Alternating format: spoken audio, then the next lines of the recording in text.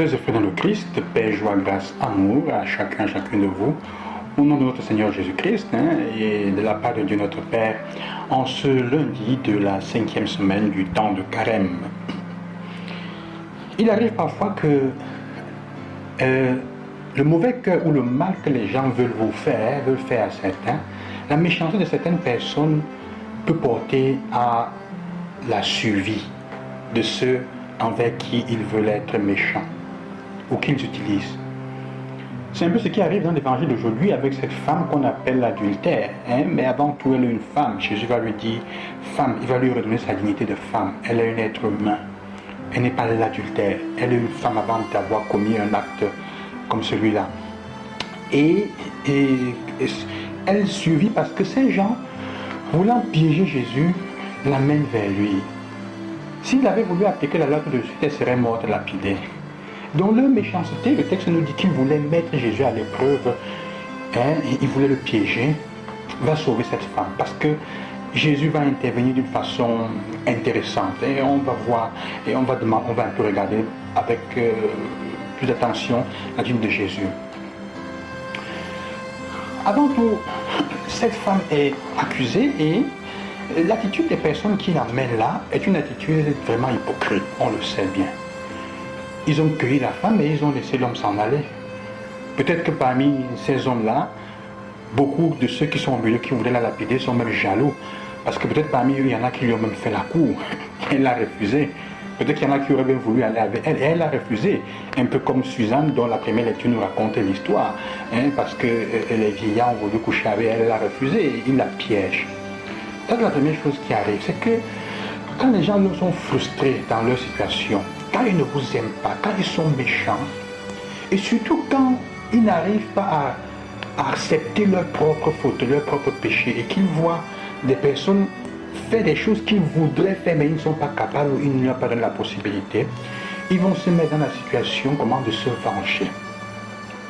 Et pour se venger, ils doivent parfois mentir, vous tromper.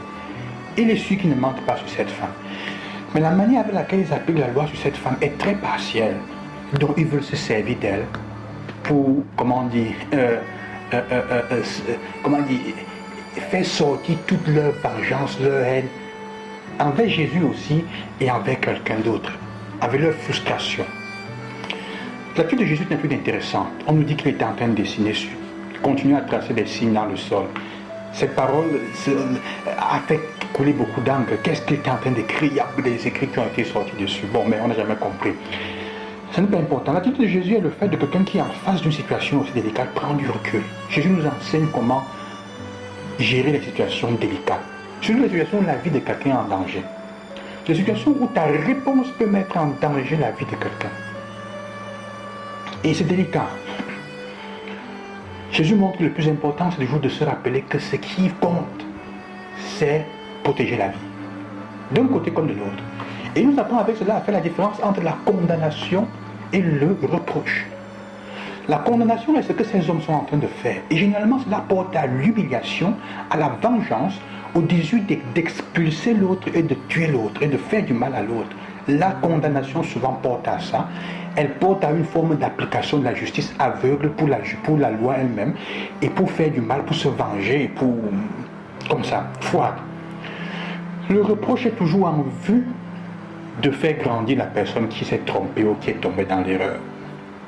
Dieu nous fait fait comprendre ça. Et le reproche n'est pas toujours facile parce que parfois cela demande aussi que nous apprenions à le faire parce que c'est un acte d'amour. C'est pour ça qu'à la fin, il dit à la femme, personne ne t'a condamné. Elle dit non. Mais il lui dit, va et ne pêche plus. Il ne dit pas que tout ce qu'elle a fait était bien. Il lui dit, tu as péché, tu t'es trompé. Mais ne recommence pas. Tu as vu les conséquences. Tu as vu ce que ça peut apporter. Ne recommence pas. Ça, c'est l'attitude de celui qui aime. De l'éducateur, du maître, du père, de la mère qui aime.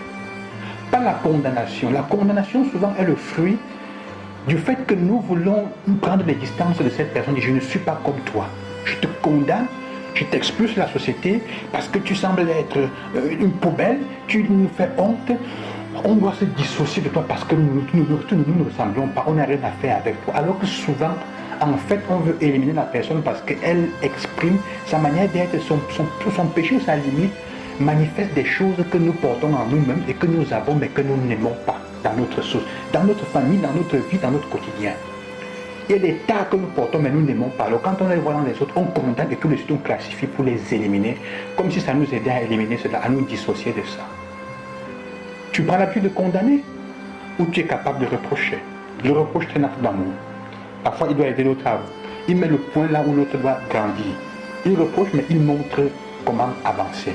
Quand on fait des reproches, on conseille aussi à l'autre quelle est la chose meilleure à faire. Ça, c'est l'attitude de celui qui t'aime. Quand quelqu'un te reproche seulement, sans t'aider à comprendre, pour te faire grandir, il faut faire attention. Il faut fuir ces personnes. Ce sont des personnes qui sont comme des censures. Ce sont des personnes qui sont terribles. Elles vous tuent. Elles tuent. Le reproche construit. La condamnation est dangereuse. L'attitude de Jésus est celle-là. Mais pour être capable de reprocher, il faut être capable d'être calme en face des situations, de faire la part des choses entre ce qui détruit et ce qui fait la vie. Jésus fait le choix de la vie. Il rappelle à ces hommes, aucun de vous n'est indemne, aucun de vous n'est exempt de ce péché et de mal. L'adultère de vous reprocher à cette femme, beaucoup de vous, d'entre vous parmi ces hommes-là, sont des adultères. Mais comme vous avez pris cette femme probablement que, comme Suzanne, vous a résisté, mais elle avait quelqu'un d'autre, elle se donne à quelqu'un d'autre, la jalousie et la haine. Souvent on critique et on condamne les autres pour ces raisons-là, parce qu'on est jaloux, on a la haine, on a différentes raisons qu'on ne veut pas savoir à soi-même. Regardez bien, vous allez vous rendre compte de ça. Parce que même quand il y a des choses, s'il y a des choses dans la société qu'on ne supporte pas, il y a d'autres manières de gérer cela, qui portent à ne pas tuer quelqu'un, mais à préserver la vie des deux côtés. En fait, il dit à ces hommes, faites attention, regardez aussi votre cœur, apprenez à traiter les autres comme vous aimeriez être traités, dans la compréhension et qu'on vous reproche pour qu'on vous donne une seconde possibilité, donne une seconde chance. Dieu nous donne une seconde chance toujours. Que le Seigneur vous donne la grâce en cette semaine d'apprendre à donner une seconde chance aux autres. Ce n'est pas une question de mérite, c'est une question de bonté de cœur. Parce que Dieu fait comme ça avec nous. Je vous bénis au nom du Seigneur, sois et frères, demain, loué soit Jésus-Christ.